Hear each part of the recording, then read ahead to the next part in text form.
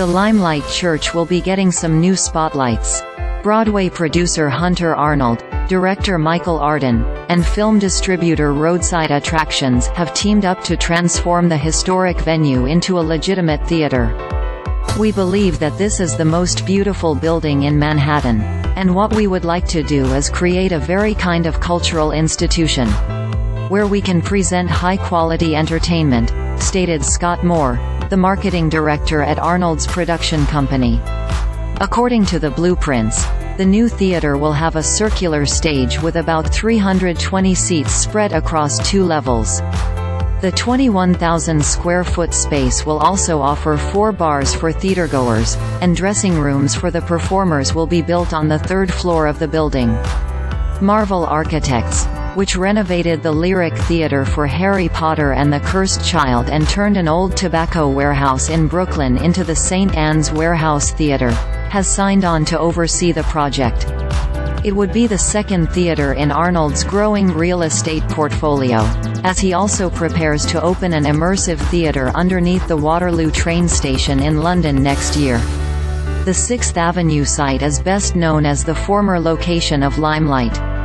Opened in 1983, the dance club set in a deconsecrated church quickly became the epicenter of New York City nightlife.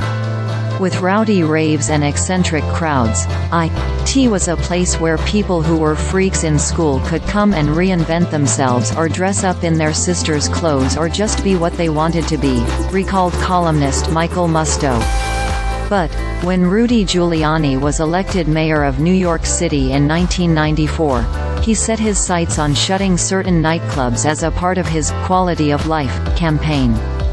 Police raided the hotspot several times and even padlocked its doors in 1995. But, the nightclub reopened, and prosecutors indicted its founder, Peter Gatien, with a conspiracy to distribute drugs in 1996. He was acquitted years later. But, in 1999, Gatien pled guilty to separate tax evasion charges, and the accumulated legal fees forced him to file for bankruptcy and sell the institution. He was deported to Canada in 2003. "This is the perfect example of what happens when the government loses," complained his attorney, Benjamin Brafman. "They don't like to lose, and, because they're the government, they find a way to win," he said.